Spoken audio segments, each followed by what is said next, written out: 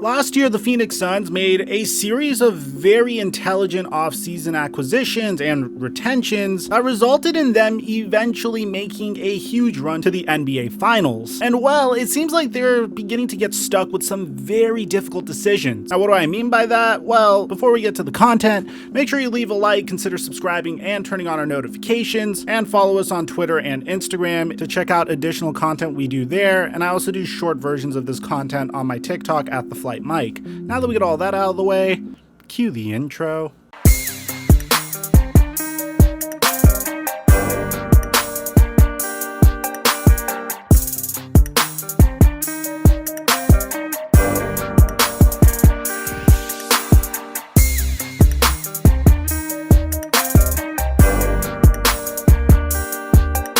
The 2018 NBA draft is probably one of the most transcendent NBA drafts we've had in recent memory, giving us players like Luka Doncic and Trae Young, which, by the way, they were both traded for each other, which already gives us an additional storyline to the already extremely historic draft class. But in addition to that, we got other stud players like Shai Gilgeous-Alexander, who eventually got traded to the Oklahoma City Thunder, Michael Porter Jr., who might be the steal of the NBA draft. Jaren Jackson Jr. has been doing his thing for the Memphis Grizzlies, and well, that leaves us the two players that the Phoenix Suns went in on during the 2018 NBA draft. You see, a lot of people wonder why on earth didn't the Phoenix Suns draft Luka Doncic during that draft? Well, if you think about it and go back to that time, from the year of 2016 to 2018, ever since they drafted Devin Booker in 2015, the Phoenix Suns were on an absolute cold streak when it came to draft picks. I mean, from players like Dragon Bender and Marquise Chris in the very same year, all the way to players like Josh Jackson, things were not going according to plan for the Phoenix Suns. So during the 2018 NBA season, they were able to luck into the #1 overall pick in a truly transcendent draft class. And at the time, the most safe pick that they could have potentially went with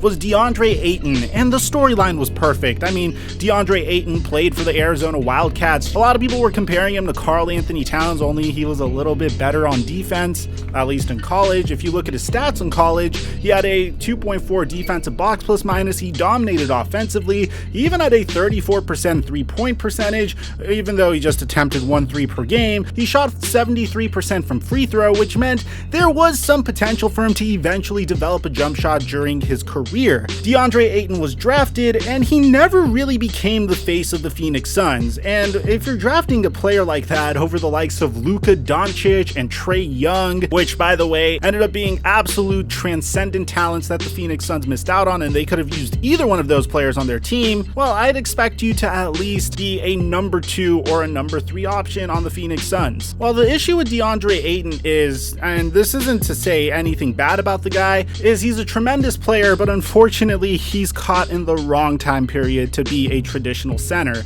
If you look at his statistics throughout his career, DeAndre Ayton has attempted 0.2 threes per game. He's converted 19% of those threes, but he barely shoots it from 3. I wouldn't be surprised if those threes were like end of shot clock type of shots. It isn't something that he even attempted to improve in his game. In addition to this, he wasn't really a good defensive player during his time with the Phoenix Suns. His DBPM, his defensive box plus minus, was a -1.1 in his rookie season, a -0.4 in his sophomore season, and this past year after the Phoenix Suns added players like Jay Crowder and Chris Paul and made a run to the NBA Finals, he had a defensive box plus minus of 0. Offensively, he was pretty decent and has a career box plus minus of 1.0, and his value over replacement player throughout his entire career is a 3.5.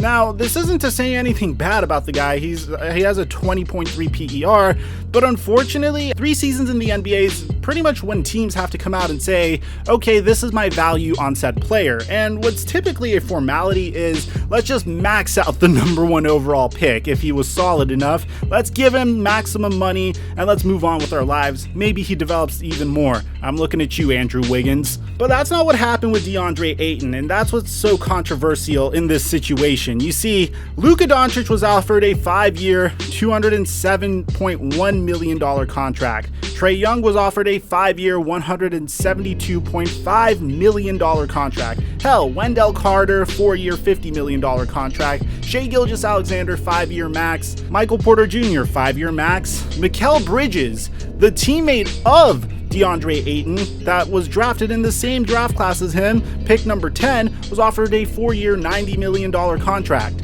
Unfortunately, DeAndre Ayton wasn't offered such a contract.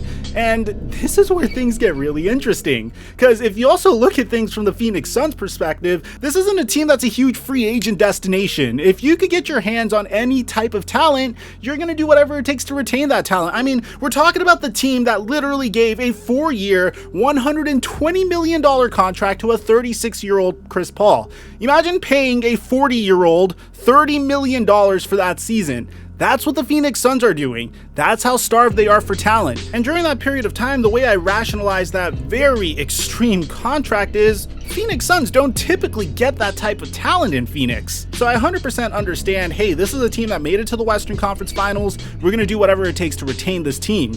Well, DeAndre Ayton was eligible for a 5-year, $172.5 million contract with escalators that could reach $207 million contract, which is a deal that many executives league-wide expected that he would have been offered this season.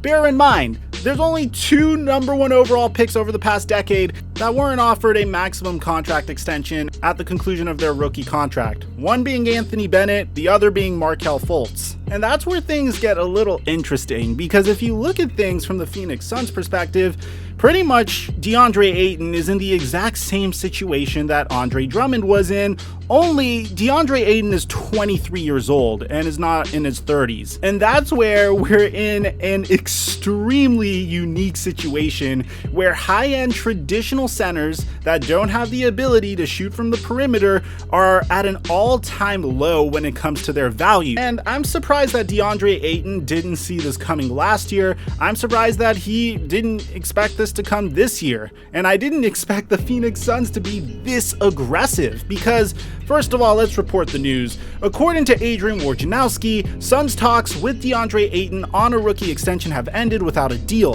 DeAndre Ayton expected a max contract and owner Robert Sarver hasn't offered it. So this is pretty fascinating. I mean, now the Phoenix Suns are not offering the number 1 overall pick in a very transcendent NBA draft the max contract. My assumption is because he didn't develop into the player that they expected, and honestly, they feel like they might be able to get the same type of production for cheap. And I don't really blame them. If you look, yeah, DeAndre Ayton is a double-double machine, but last year he averaged 14 points and 10 rebounds, which fantastic, but that isn't max contract money in my opinion. That's super high-end role player type money, and don't get me wrong, he could develop into an absolute monster. I mean, he's a 3-point jumper away from being an absolute matchup nightmare that could fit into any type of system and scheme.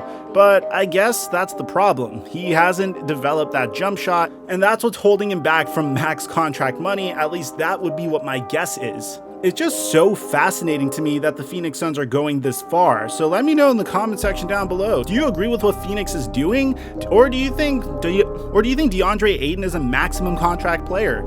I'd like to hear what you have to say. Aside from that, I'm your boy Mike, and I'm dropping our mic until our next upload.